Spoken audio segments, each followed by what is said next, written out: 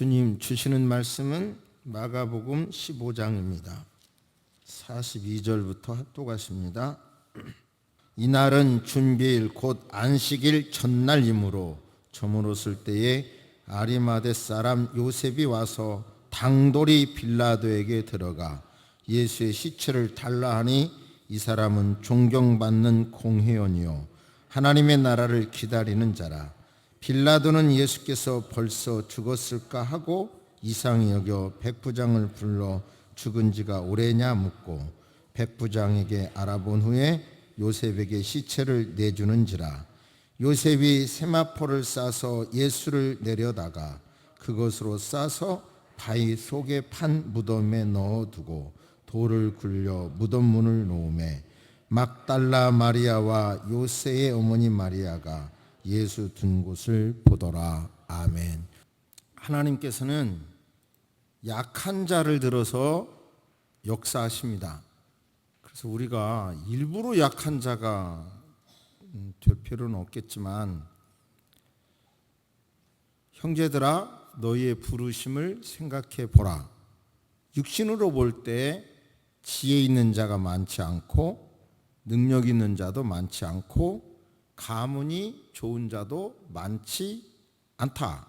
그러나 하나님께서는 지혜로운 자들을 부끄럽게 하시려고 세상의 어리석은 것들을 택하셨으며 강한 자들을 부끄럽게 하시려고 세상의 약한 자들을 택하셨다.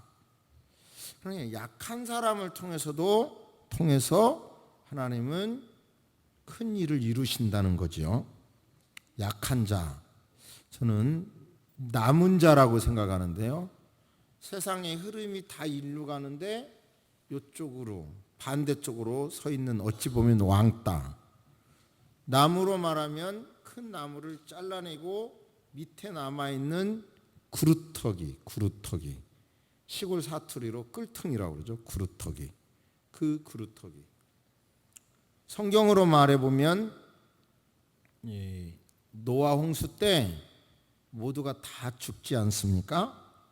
그런데 노아 가족만 살아남았잖아요. 그들이 남은 자입니다. 그들을 통해서 하나님은 새로운 역사를 이루셔요.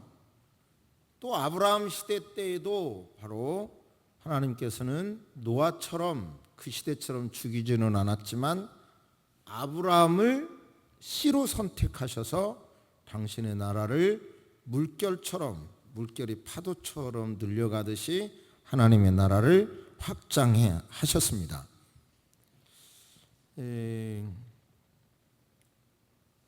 기독교적으로 이제 말하면 역사적으로 말씀을 드리면요, 오늘이 1950년 6.25 전쟁이 일어나서 53년 7월 달까지 약 3년 넘게 전쟁이 있었잖아요. 우리 인류 역사에, 우리 대한민국 역사에 가장 비극적인 전쟁이죠. 그래서 오늘은 이 본문을 중심으로 나라를 좀 생각하면서 말씀을 드리려고 하는데요. 기독교인으로서 어떻게 나라를 섬길 것인가? 오늘 모델이 아리마대 사람 요셉인데 요셉처럼 어떻게 섬길 것인가? 그 함축적인 사건이 3.1운동입니다.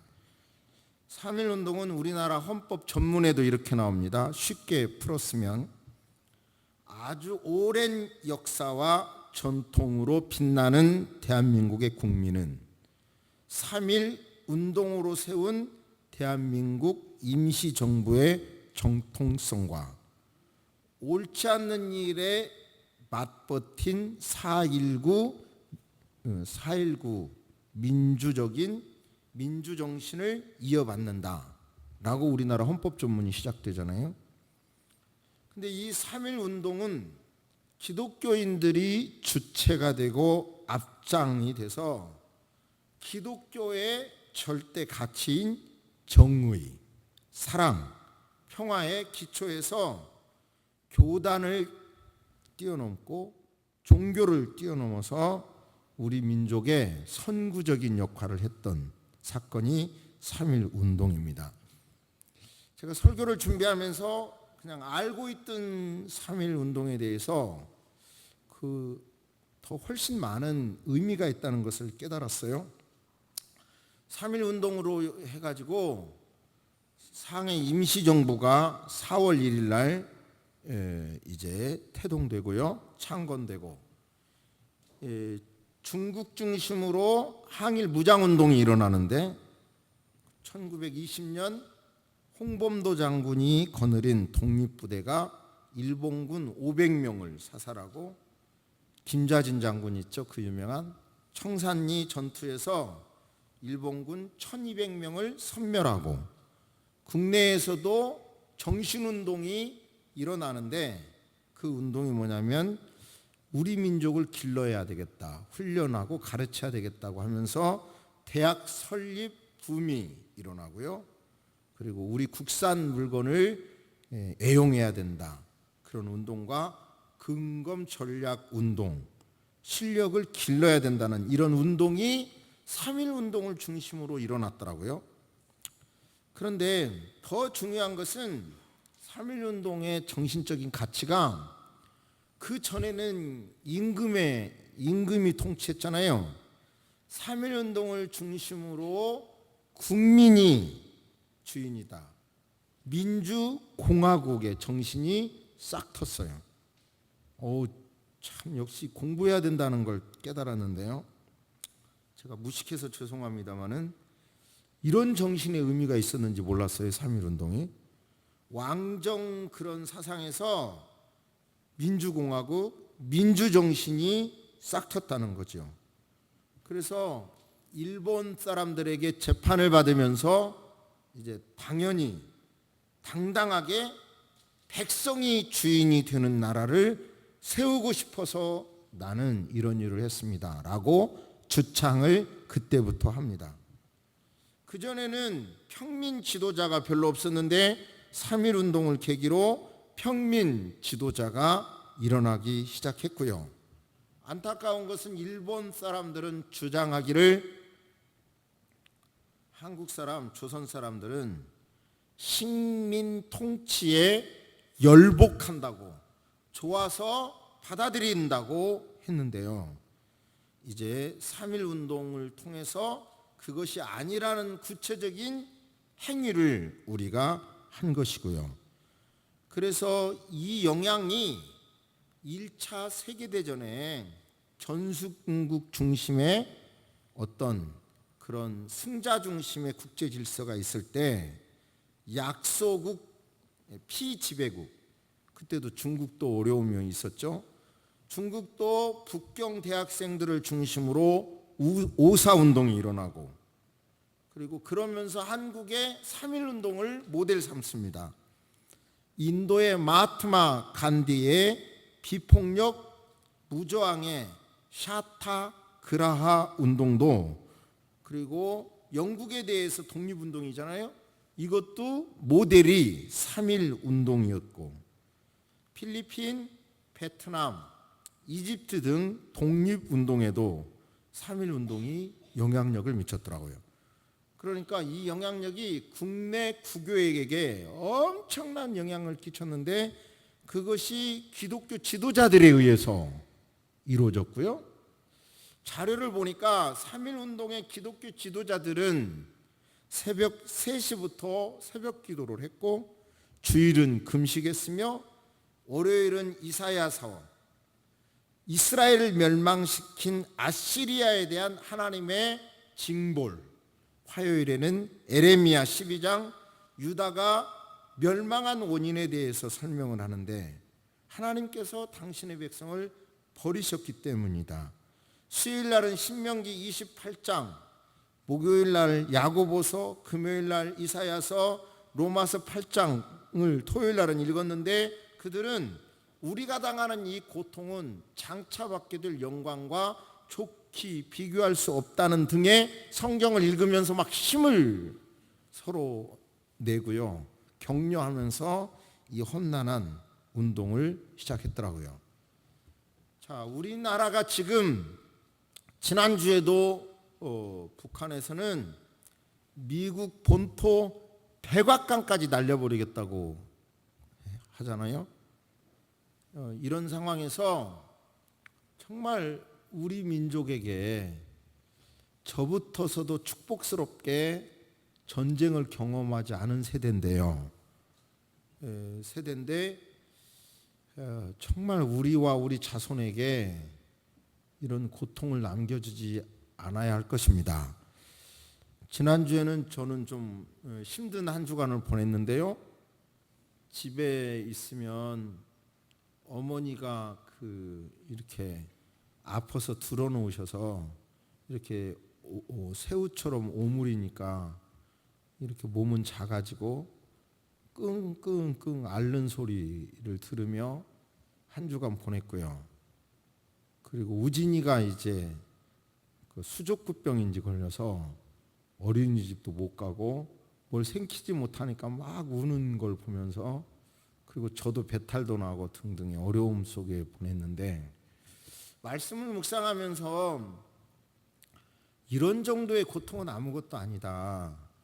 영화에서나 겨우 보지만 전쟁이 일어난다면 얼마나 참혹합니까? 우리는 이 나라를 끌어안고 기도하는 그리스도인이 오늘 본문 말씀 속에서 되기를 각자 다짐하는 시간 되기를 바랍니다. 그 유명한 아리마대 사람 요셉의 헌신과 지금 서론을 통해서 어떤 말씀이 이어질 것인지 한번 기대해 보시기 바랍니다. 상상해 보시기 바랍니다.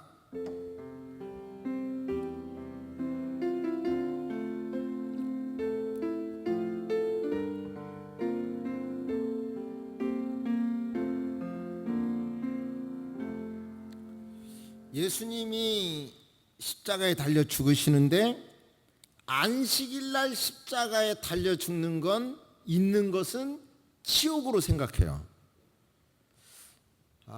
이렇게 성경만을 놓고 보면 굉장히 말도 안 되는 재판을 한 것 같지만 확실한 것은 당시 로마 법은 굉장한, 그 당시로는 최고의 체계가 있었어요. 그러니까 로마법 안에는 사형 언도하면 언제 집행하라는 게 없으니까 바로 집행하는 거죠. 그 나름대로 철저한 법 조직이 돼 있었어요. 그런데 이 유대인들, 그렇게 몰아갔던 유대인들의 그 신앙, 큰 죄 없는 예수님을 죽이는 데는 막 5월 동조 해가지고 뭉쳐가지고 막 예수님을 십자가에 못 박으면서도 자기들의 양심, 안식일 날 달려 있어야 되는 것은 못 참는 거예요. 진짜 웃기는 거죠. 큰 죄는 저지르면서 이거는 또 감당을 못 하는 거예요. 그러니까 확인 사살이라고 할까요? 다리를 꺾었다는 말씀이 잘 단어를 살펴보니까 그냥 이렇게 고통 주는 정도가 아니라 해머, 망치보다 큰 걸로 완전히 다리를 찍어버리는 거예요. 그래서 예수님의 양옆에 강도를 다리를 찍어버립니다. 빨리 죽으라고. 그래서 안식일 날 이전에 시체를 처리하려고. 그런데 예수님께 와보니까 이미 죽은 거예요. 그러자 확인하려 했던 군인이 예수님의 옆구리를 찌릅니다. 그러자 예수님의 옆구리에서 피가 나오죠. 여기서 중요한, 오늘 주제하고는 약간 곁으로 가는데요, 중요한 교훈이 있는데, 아담의 갈비뼈, 옆구리에서 갈비뼈를 뽑아서 여자를 만들었고 예수님의 옆구리가 찔려지면서 그 속에서 오늘날의 교회가 태동되게 된 겁니다. 교회는 이렇게 예수님의 피 속에서 이루어지는 겁니다. 지난주에 말씀드린 대로 지성소에는 하나님의 법궤가 있었고 하나님의 영광이 있었습니다. 하나님, 이 빛이 발하는 밝음과 다른 하나님의 이름, 하나님의 권세가 주는 그 빛나는 영광, 빛나는 광채가 있었어요. 하나님의 영광, 이름에서 발하는 영광. 사람에게도 어떤 그 권세나 인품에서 풍기는 범할 수 없던 어떤 그런 힘이 있잖아요. 그런 거가 있었어요. 그리고 지성소 안에는 제사장 자신과 백성들의 죄를 사하는 핏부림이 있었고, 그런데도 휘장으로 막고 있으므로 밀폐된 공간 안에는 피냄새가 가득했죠. 휘장이 위로부터 아래로 쫙 찢어짐으로 하나님의 그 영광이 지성소를 통하여 성소로 왔고 저와 여러분에게 온 겁니다. 할렐루야. 하나님의 영광이 우리 안에 온 거예요. 그리고 지성소에 있던 그 피냄새가 성소를 통해서 오늘날 예수 그리스도의 옆구리에서 흘린 피와 함께 저와 여러분의 교회 속에 온 겁니다. 우리의 신앙이 편리해지는 건 좋은데 의미는 붙잡아야 돼요. 예배를 드릴 때 피가 없는 예배, 예수님이 나를 위하여 죽으셨다라고 하는 이 대속의 은혜를 염두에 두고 예배를 드려야 예배가 예배된다는 것을 명심하시기를 주의 이름으로 축복합니다. 예수님이 나를 위하여 죽으셨다는 그 기초에 그것을 터잡아서 신앙과 예배가 이루어져야 하는 겁니다. 그런데 이제 아리마대 사람 요셉은 공회의 의원이에요. 이제 설교를 들어서 여러분 아시겠지만 산헤드린 공회의 의원은 유대인으로서는 뭐 최고의 권세죠. 오늘날 국회의원보다 더 많은 권세가 있죠. 그리고 이런저런 이유로 많은 경제권이 있다는 것도 우리가 말씀을 통해서 이미 배웠습니다. 요셉은 바로 공회 의원이었어요. 마태복음은 예수님의 제자였고 부자였다고 말하고 있고, 그리고 마가복음은 존귀하다는 말을 덧붙이고 있고, 이제 이 사람이 숨어 있었어요. 그 전에는 은희라고 하는 단어를 쓰고 있는데요. 두려워서 예수님의 제자였고 하나님의 나라를 사모하고 있었지만 은희 숨어 있었어요. 그런데 이미 예수님의 세력은 끝장난 것 같아요. 십자가에 달려 죽어서 끝난 것 같아요. 흔히 하는 말로 정승집 개가 죽으면 막 수많은 사람들이 위로하러 오지만 정승이 죽으면 아무도 안 온다고 그러잖아요. 그죠? 정승이 죽으면 세력의 주체가 죽었으니까 안 가. 잘못된 일에 말려들고 싶지 않아, 현대인들은. 그런데 아리마대 사람 요셉은 그 전까지는 두려워서 은희 숨어 있다가 이제라도 당돌이 용감하게 앞뒤 안 가리고 빌라도에게 가서 예수님의 시체를 내주세요, 이렇게 했다는 거예요. 성경 말씀은 당돌이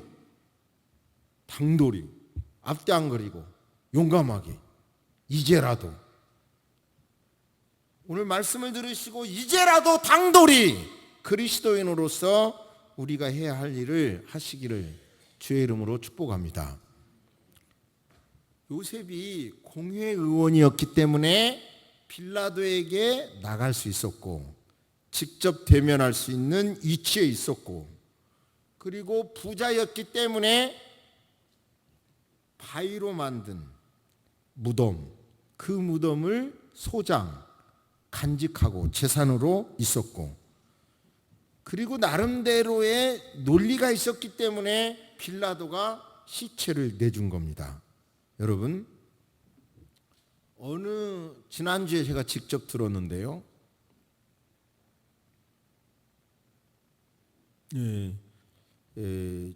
전직 그 고위 그 부총리였는데 그분에게 직접 들었는데, 우리나라 대법관이 평상시에 보통 그리스도인이 4명 들어간대요. 4명.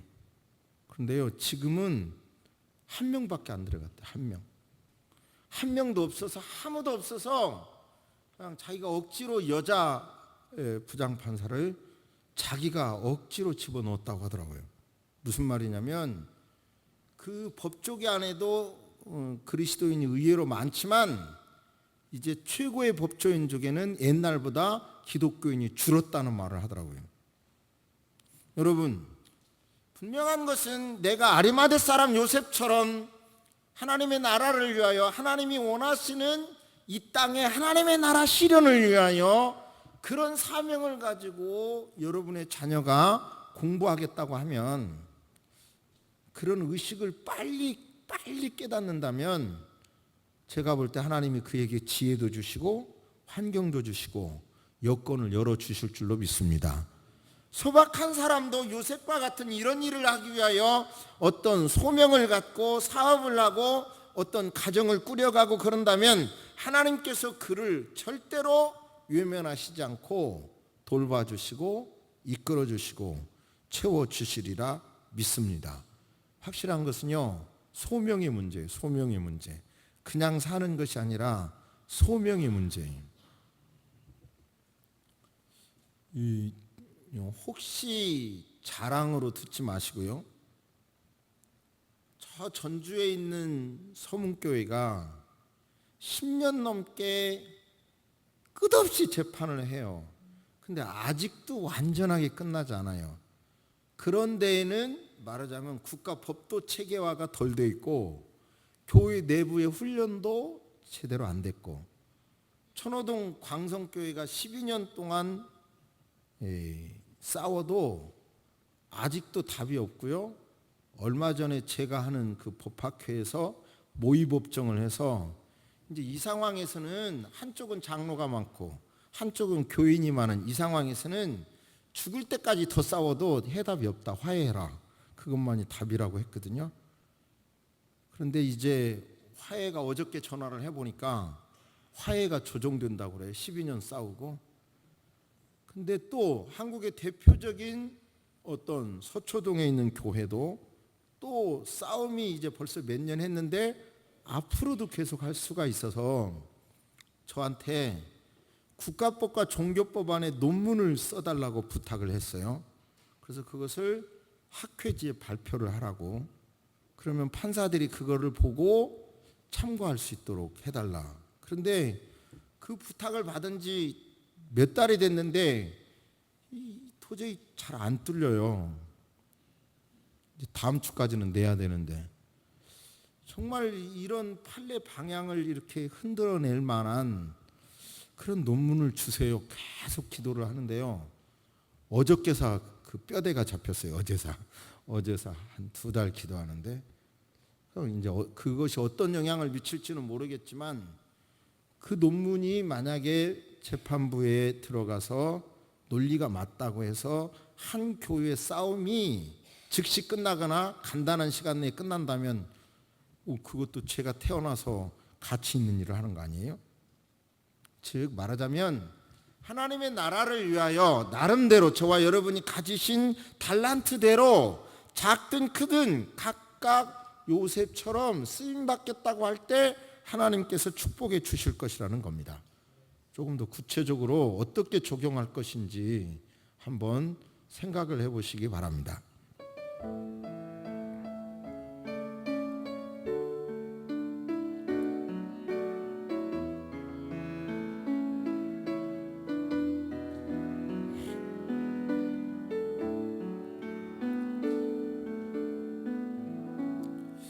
제가요 여기서 각각 정치적인 색깔이 다 다르시겠지만 정치적인 의견을 놔두고 순수하게 그리스도인으로서 이승만 박사를 지금 말씀드릴 텐데, 그리스도인으로서 이승만 박사가 어떤 영향력을 미쳤는가를 한번, 이승만에 대한 새로운 해석이 많이 나오거든요. 그러니까 고정관념을 내려놓으시고 들어주시면 감사하겠습니다. 먼저 아리마대 요셉이요, 성경에 나와 있는 사건 말고 자료를 찾아보니까 이렇게 백부장, 로마의 백부장 롱기누스가 예수의 옆구리를 창으로 찔렀는데 시체를 받고 난 다음에 요셉이 성배에 예수님의 피를 담았다 그래요.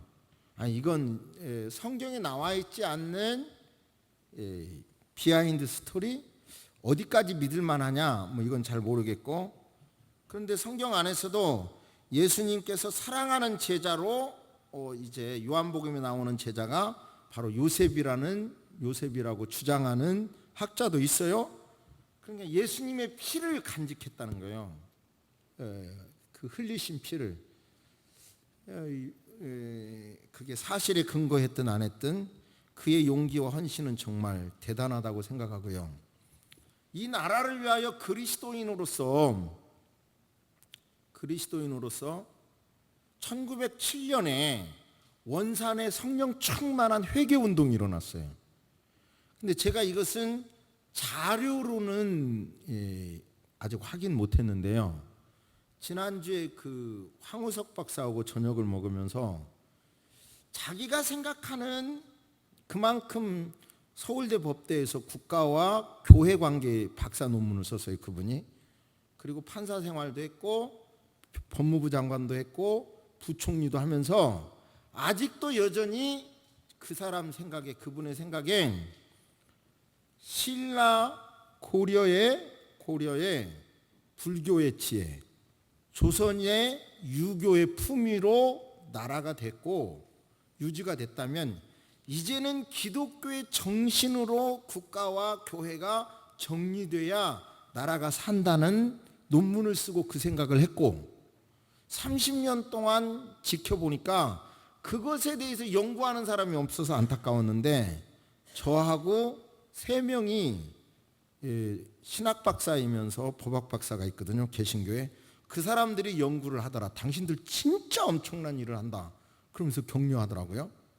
그러면서 독일 법제도는 국가법을 공부하는 영역, 교회법을 공부하는 영역, 이것을 공부해야 둘의 관계를 연구하는 학위 논문을 쓰도록 한대요. 그건 제가 확인한 건 아는데.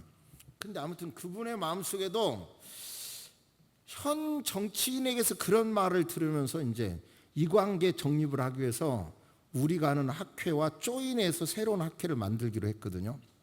근데 아무튼 현재 정치에 몸담았던 사람도 국가 속에 기독교가 잘 정립해야 되고 국가의 정신 속에 기독교 정신으로 뿌리 내려야 이 나라가 여기서의 한계를 극복할 수 있다라고 정치를 해본 사람이 그렇게 말하니까 저는 기독교에 대한 의미를 다시 한번 생각을 했어요.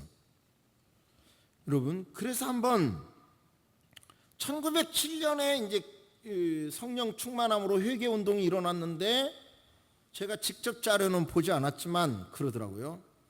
그때 성령 충만을 입은 초기 개신교 교인들이 상해 임시정부를 세우는 정신적인 기둥이었다는 거예요.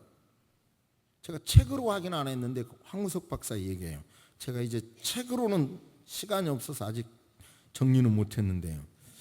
그러면서 이제 제가 그렇다면 이승만의 신앙은 어떻게 됐지? 그렇게 하면서 따져보니까요. 잘 아시는 대로 이승만은 배제학당에서 공부했고요. 양녕대군의 16대 후손이지만 가난하게 살았고요.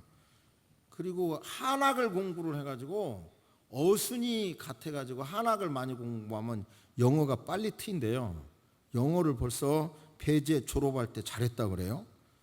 그래서 24살 때 24살 때 고종 폐위 음모에 가담하면서 5년 7개월간 감옥 생활을 하는데 중간에 탈옥도 하다가 들키고 잡히고 했는데도 하나님의 은혜로 저기를 해요. 죽지 않아요.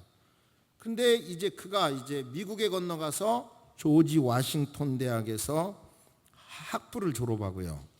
그리고 하버드에서 석사를 졸업했는데 최근에 다시 이 설교 준비하면서 자료를 찾아보니까 그게 이해가 안 됐거든요. 왜 하버드에서 석사 학위를 안 줬지? 그랬더니 교수들이 안중근 이등방문 암살 사건과 이런 스티븐 암살 사건으로 친일적인 미국인 교수들이 냉대해가지고 석사 학위를 안 줬대요, 학위를.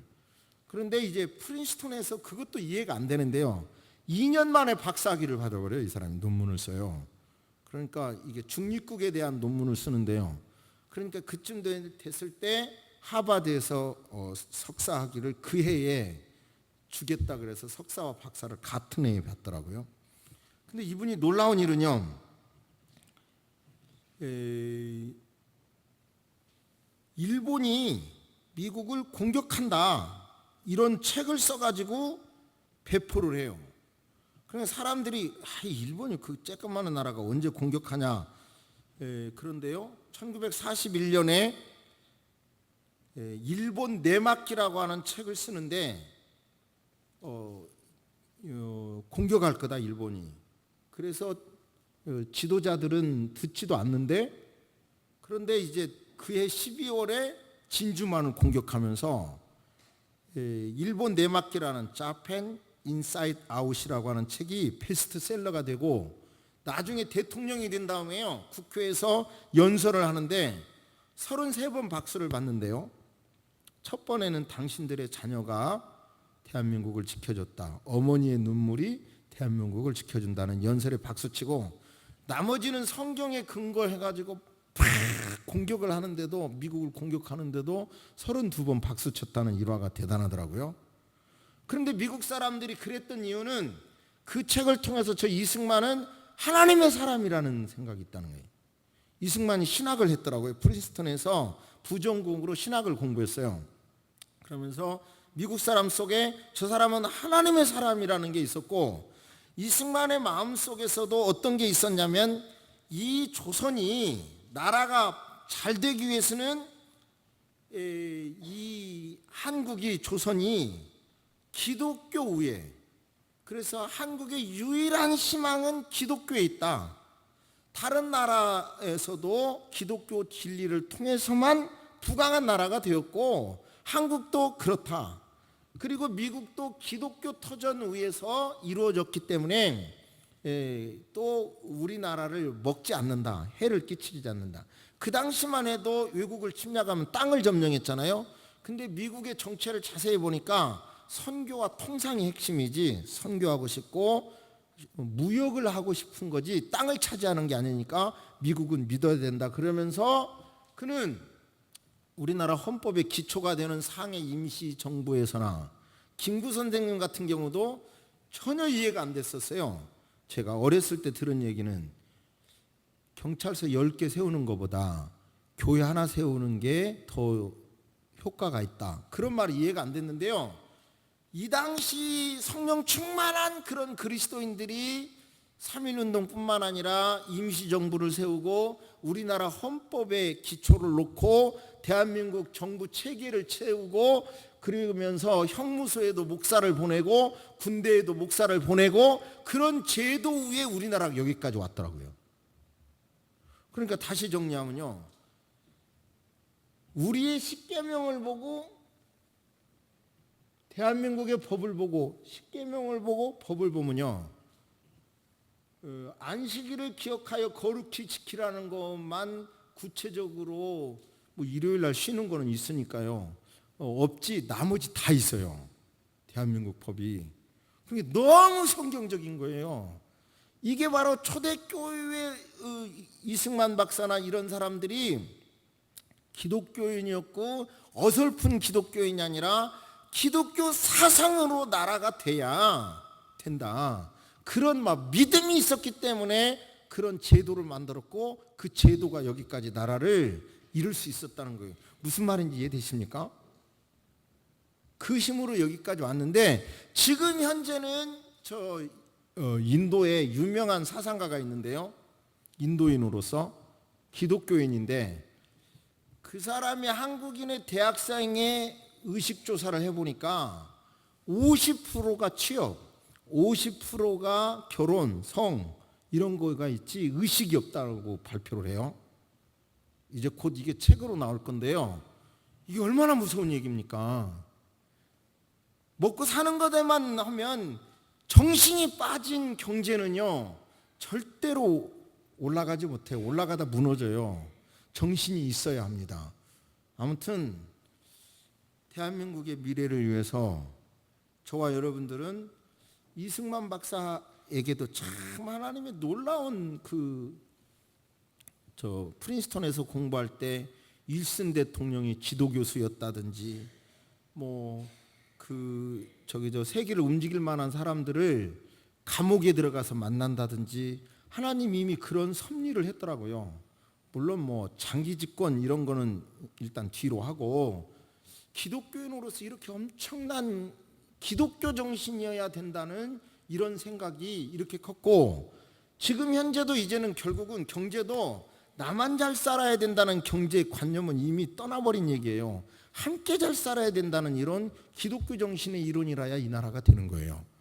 아무튼 오늘 6.25 전쟁 같은 그런 것이 저나 여러분에게, 우리 후손이 다시 경험하지 않도록 기독교 정신으로 아리마대 사람 요셉처럼 우리 자신과 우리 후손들이 이런 비전을 갖고 꿈을 갖고 기도하고 소박할지라도 그렇게 살아보겠다고 노력한다면 우리를 통해서 하나님의 나라가 다시 한번 강력하게 펼쳐지게 될 줄로 믿습니다.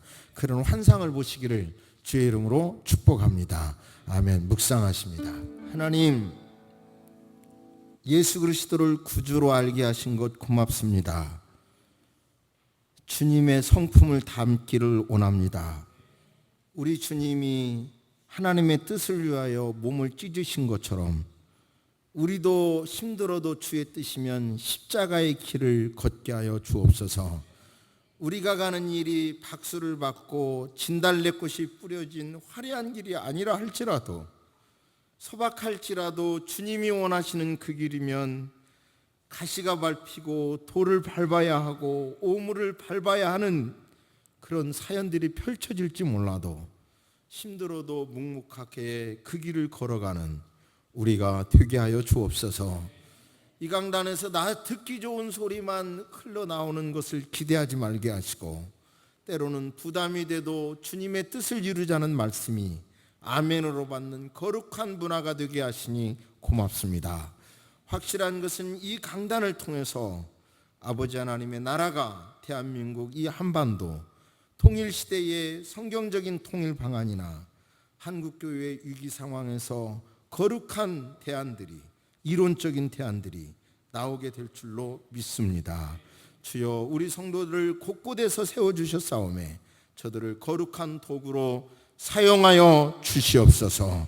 지금은 우리 주 예수 그리스도의 은혜와 우리 하나님의 놀라우신 사랑과 성령님의 감화감동 교통하심이 민족, 한반도, 대한민국의 교회를 품고 하나님의 뜻을 품은 모든 성도 위에 이제로부터 영원토록 함께 있을지어다. 아멘.